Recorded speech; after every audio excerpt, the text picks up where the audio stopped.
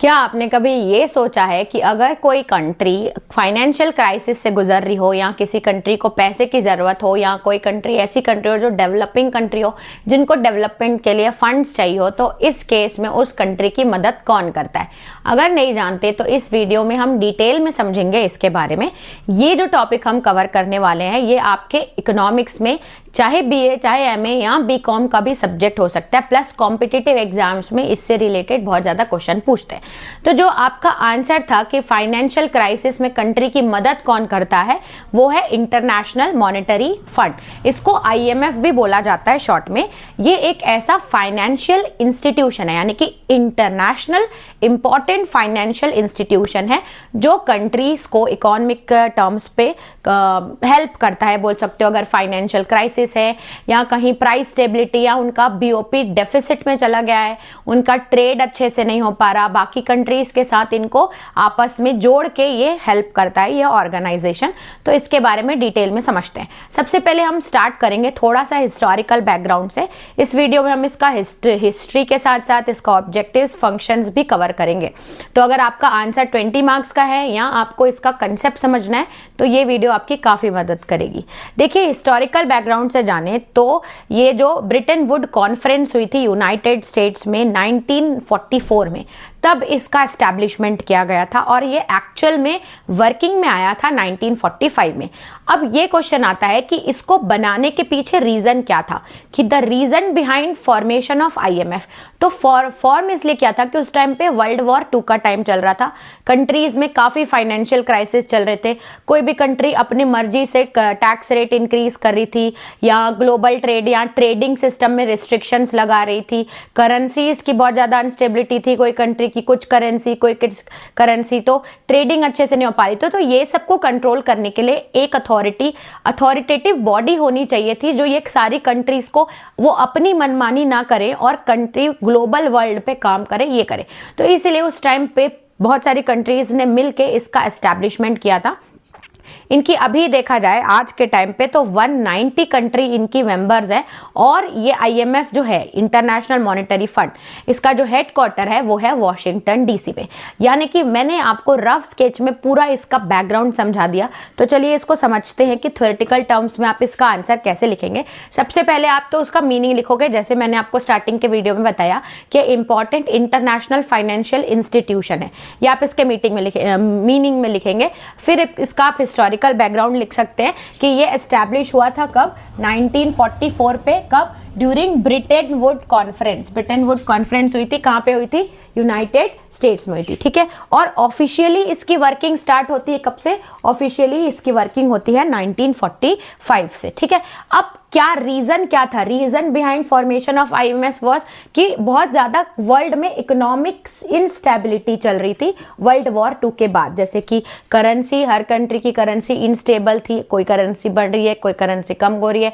Trade restrictions, और कोई country अपने हिसाब से ट्रेड रिस्ट्रिक्शंस लगा रही थी कि हम ये इंपोर्ट नहीं करेंगे, हम ये एक्सपोर्ट नहीं करेंगे। तो बाकी कंट्रीज जिसमें वो रिसोर्स की कमी है उनको तो वो सामान चाहिए, लेकिन कुछ कंट्रीज जो उसमें पावरफुल है वो इंपोर्ट ही नहीं कर रही थी वो सामान। तो ये रिस्ट्रिक्शंस थे। बैलेंस ऑफ पेमेंट क्राइसिस था, किसी का ट्रेड डेफिसिट हो रहा था, बीओपी डेफिसिट में जा रहा था, ये बैलेंस नहीं हो पा रहा था, इंपोर्टर एक्सपोर्ट बैलेंस नहीं हो पा रहा था, और बहुत ज़्यादा फाइनेंशियल इंस्टेबिलिटी। ये सारे रीज़न होने के कारण उन्होंने डिसाइड किया कि एक अथॉरिटेटिव बॉडी होनी चाहिए जो सारी कंट्रीज की वर्किंग को रेगुलेट करे, उसके हिसाब से बाकी कंट्रीज चले। तो आज के टर्म्स में देखा जाए तो आईएमएफ की कितनी कंट्रीज हैं मेंबर? 190 कंट्रीज हैं जो इसकी मेंबर है, और इसका जो हेडक्वार्टर है वो मैंने आपको बताया कहाँ पे है, वॉशिंगटन डीसी में, ठीक है। ये आप इलेबरेट करके हिस्टोरिकल साइड में आप लिख सकते हैं। आई होप आप इसका इंट्रोडक्शन आपको बहुत अच्छे से समझ में आएगा। अब क्या पूछ सकता है, या तो इसके ऑब्जेक्टिव्स पूछ सकते हैं या इसके फंक्शंस पूछ सकते हैं, ठीक है। तो ऑब्जेक्टिव्स को अगर हम समझे क्या है, तो पहला ऑब्जेक्टिव है, ऑब्जेक्टिव यानी कि ये जो आईएमएफ है इसका काम क्या है, क्या रीज़न से ये एस्टैब्लिश हुआ है, इसका उद्देश्य क्या है सेटअप होने का।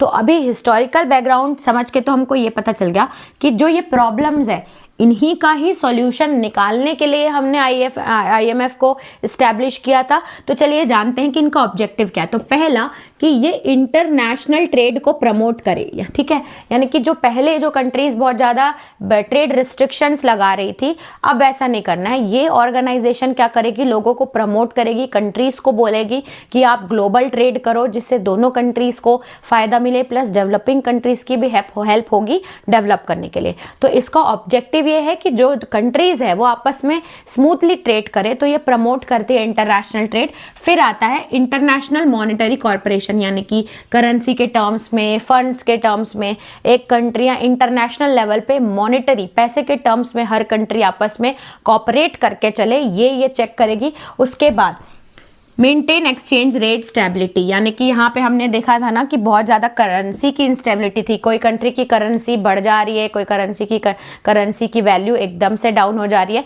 तो कोई करेंसी किसी दूसरे कंट्री की करेंसी को ओवर पावर ना करे, अननेसेसरी किसी भी कंट्री की करेंसी एकदम ज़्यादा ना हो जाए, सारी करेंसी स्टेबल हो। तो ये चेक करने के लिए भी ये IMF का काम है, यानी कि इसका ऑब्जेक्टिव है कि जो भी एक्सचेंज रेट होगा, एक्सचेंज रेट का मतलब एक कंट्री की करेंसी दूसरे कंट्री की जो करेंसी है उससे जब एक्सचेंज करेगी तो उनको कितना पैसा लगेगा, उसको बोलते हैं, जिस रुपए में वो चेंज होगी उसको बोलेंगे हम एक्सचेंज रेट। तो एक्सचेंज रेट स्टेबल हो ये भी देखता है। प्लस अगर कोई कंट्री को पैसे की ज़रूरत हो, उनके फाइनेंशियल असिस्टेंस मतलब होता है हेल्प, तो फाइनेंशियल हेल्प की ज़रूरत हो तो ये ऑर्गेनाइजेशन उनको फाइनेंशियल हेल्प भी प्रोवाइड करेगी। Provide financial assistance to the countries, जिनको पैसे की ज़रूरत हो, जो डेवलपिंग हो, जिनको फंड्स का क्राइसिस हो, तो उनको हेल्प करेगी। प्लस ओवरऑल देखा जाए तो हर कंट्री में इकोनॉमी के टर्म्स पे कोई कंट्री ग्रो करे, किसी कंट्री में पॉवर्टी ना हो, हर कंट्रीज़ में एम्प्लॉयमेंट अच्छे से डेवलप हो। देखिए इसका काम क्या है, अगर सारी कंट्रीज अच्छे से काम करेगी तो IMF को उनको फंड्स देना नहीं पड़ेगा, यानी कि ये कहीं ना कहीं उनको हेल्प कर रही है कि ताकि तुम खुद में ही कंट्री में ग्रो करो, ताकि तुमको कभी फंड्स की ज़रूरत ना पड़े। तो ये इनका ऑब्जेक्टिव है कि सारी कंट्री ग्रो करे। ये तो इनके ऑब्जेक्टिव्स। अब इनका काम क्या क्या है, काम यानी कि ये फंक्शंस क्या क्या करती है, ठीक है, जो वो काम करेंगी वो उनका फंक्शन हो जाएगा।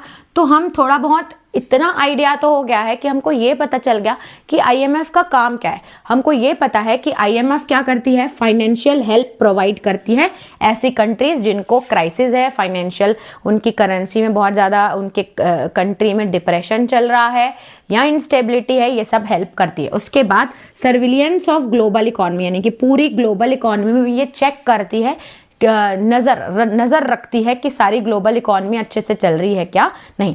दूसरा है ऐसी कंट्रीज जो टेक्नोलॉजी के टर्म्स पे बैकवर्ड है, तो उनको टेक्नोलॉजिकल या टेक्निकल असिस्टेंस देती है, उनको मॉनेटरी फिजिकल टर्म्स ये सब बताती है, उनको एजुकेट करती है, हेल्प करती है ताकि वो ग्रो कर पाए। फिर रिसर्च एंड पॉलिसी एडवाइस, उनको एडवाइस भी देती है कि कैसे वो अपनी कंट्री की इकोनॉमिक स्टेबिलिटी को बढ़ा सकते हैं, उनको कैसे वो लोग बजट्स लेके आए, कैसे मॉनेटरी पॉलिसी उनकी होनी चाहिए।